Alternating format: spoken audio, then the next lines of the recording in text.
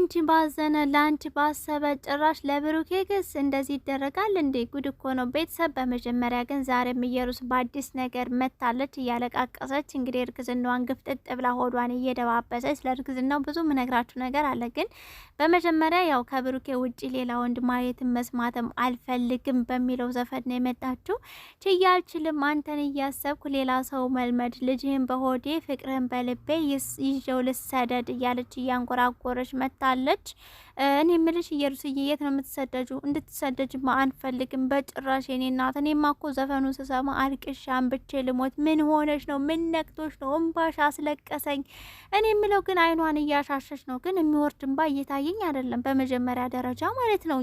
ሲቀጥል ከአንድ ደቂቃ በላይ ነው እንግዲህ ዘፈኑን እያንጎራጎረች የመጣችው። ረዘም ያለ ነው ማለት ያው ከሱ ውጭ ሌላ ሰው መልመድም ማየትም አልፈልግም። እንዴት እያመንሁ ላንተ እየጠበቅኩ በሌላ ሰው ተቀይረኛለ ነገር ነው። ዘፈኑን ያው ከፍታችሁ መስማት ትችላላችሁ። እኔ ሙሉን አይደለም ያመጣውላችሁኝና ግን ልጁንስ እሺ በሆድሽ ያሹ እንደው ፍቅሩን በልብ ይዤ እየተንከራተትኩ ነው የምትዩ። የትኛው ፍቅር ነው በልብሽ ይዘሽ የምትንከራተችው የኔ እናት? ሲቀጥል የት ነው የምትሰደጂው? ለምንስ ነው የምትሰደጂው? በመጀመሪያ ልጁ እኔ እንዳየው ከሆነ እኔ ስፖንጅ ነው የታየኝ፣ ይቅርታ አድርጉልኝና ከቀሚሷ ጋር ዛሬ እንግዲህ ይመስለኛል ኢየሩስ ትመጣለች።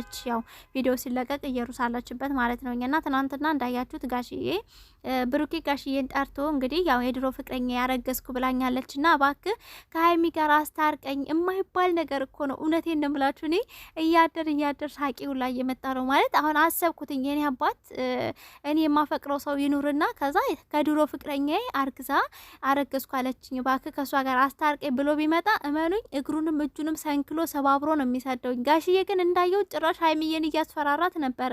ከብሩኬ ጋር መለየት የለብሽም ከሱ ጋር ከተለያየሽ ህይወት ይበላሻል ሁላ እያለ ሀይሚን እያስፈራራ ብሩኬን እየደገፈ ኦ ማይ ጋድ! እንደዛ አይነት አባት አለ። ግን ተው እንጂ ጋሽዬ ማለት የፈለግኩትኝ ከልጁ አማቹን የሚያስቀድም አባት አለ ወይ? ሲቀጥል በጣም ስፈራ የነበረው ይሄን ቪዲዮ አይታው ይሆን እያልኩ ሲያስጨንቀኝ የነበረው ጭራሽ በብሩኬ ምክንያት የጋሽዬ የድሮ ፍቅር ተቀሰቀሰ። እናንተ ልቤ ድንግጥ ይላል ሲል እኔ ራሱ ድንግጥ ብዬ በሳቅ ነው ድፍት ያልኩትኝ። የምሬን ነው የምላችሁኝና የማይሆን ነገር ነው የምር።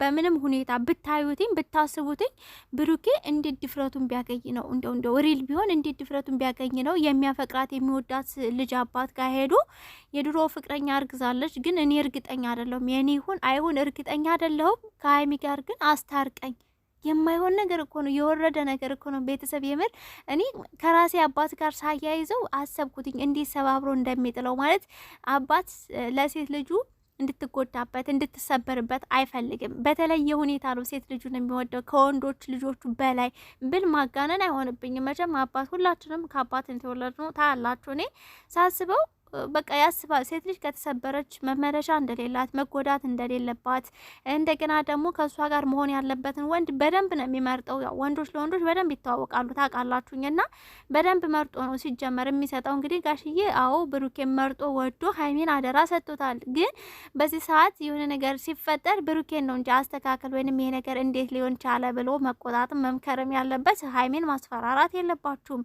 ሌላም ሰው አረገዝኩ እያለ ቢመጣ ሀይሚ አለመረጃ ትቀበያለሽ ወይ እያለ ነበር ጋሽዬ። እዚህ ጋር እኮ ሀይሚዬ የተወሰነ እኮ ብሩኬ ስላመነ ብሩኬ ስለተጠራጠረ ነው እንጂ ራሱን ሀይሚ ስለምትወደው ሁላ ቢሆን ራሱ ትቀበላለች ብዬ ነው ማስበው። እንግዲህ አሁን ደግሞ ኢየሩስ እንግዲህ ያው ያረቃቀሰች ከብሩኬ ውጪ ጭራሽ እያለች ያለችው ምንድነው? ቤተሰብ እርግዝናው ልጁን ብቻ ይመን አይደለም ፍቅሩ በልቤ ውስጥ አለ። ሌላ ሰው መልመድ ማሰብ ማየትም አልፈልግም። እኔም ፈልገው ብሩኬና ብሩኬን ብቻ ነው ያለች ነው። ኮሜንት ላይ ደግሞ በጣም ብዙ ሰዎች ለምን ሳታገቢው አብረሽው ተኛሽ የሚል ጥያቄ እያየው ነበረ። በነገራችን ላይ ማወቅ ያለባችሁ ሴት ሲባል ማለት ነው ማንኛውም ሴት የሆነን ወንድ የሚወድ ከሆነ መያዣ እንደ መያዣ ልጅ ያረግዛሉ። እንደዚህ መሆን የለበትም። እኔ አልመክርም። አንደኛ የራሳቸውን ህይወት ነው የሚያበላሹት፣ ሁለተኛ የልጁንም ህይወት ነው የሚያበላሹት። ሲወለድ ይሄ ህፃን ምንም አያውቅም። ሲመጣ ወደዚህ ዓለም ላይ ተቀባዩ በጣም የሆነ ከባድ ነው የሚሆንበትኝና የራሳችሁንም ህይወት አታበላሹ። የምትወዱ ሰው ቢሄድ የሚወዳችሁ ሰው ከመጣ እናንተ ሰላማዊ ህይወት ትኖራላችሁ። እንዲያውም ከምትወዱት በላይ የሚወዳችሁ ሰው ካለ ነው እናንተ በጣም እንደ ንግስት የምትኖሩ ሴቶች። ይሄን ነገር ማወቅ አለባችሁ። እንግዲህ ትናንትና ሀይሚዬ እያለች ነበረ ብሩኬን ልከሰው ትችላለች ሁላ እያለች ነበር። በምንም ማለት ብትከሰው ራሱ ምንም የምታገኘው ነገር የላትም። ቀጣይ ላይ ምናልባት ብትከሰው ለልጇ ተቆራጭ ብሩኬ አሁን ከሷ ጋር መኖር ካልፈለገ ግዴታ አይደለም ማለት ህጉ አያስገድድም። ግን ለልጃቸው ተቆራጭ ብር በወር እንግዲህ የሚወሰንበት ብር አለ። ያን ብር ነው ሊሰጥ የሚችለው እንጂ ቢከሰስ አይታሰር መቼም። እሷም ወዳ ነው አይደል አብራ የተኛችሁ። ስለዚህ ምንም የሚመጣ ነገር የለም። ግን ያው ብዙዎች ስለ ክስና እንደዚሁም ሀይሚዬ ትታ ወደ አዲስ አበባ ተመለሳይ ብሩኬን ጥላ ሄደች የምትሉ ሰዎች ስላላችሁ ሲጀመር ሀይሚ ብሩኬን ጥላ የትም አትሄድም። ሲቀጥል ክስ ቢመሰረትበት ራሱ ብሩኬ ለምን አብረተኛ ተብሎ መቼም አይታሰርም።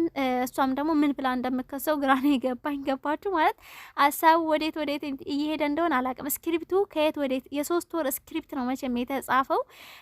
ምን እየተባለ እንደሆነ አላቅም። ኤኒዌይስ ብቻ ያው ስራ ስለሆነ ነው። ብዙዎቻችሁ አትጨናቁ። የሚያስጨንቅ ነገር ምንም ነገር የለም።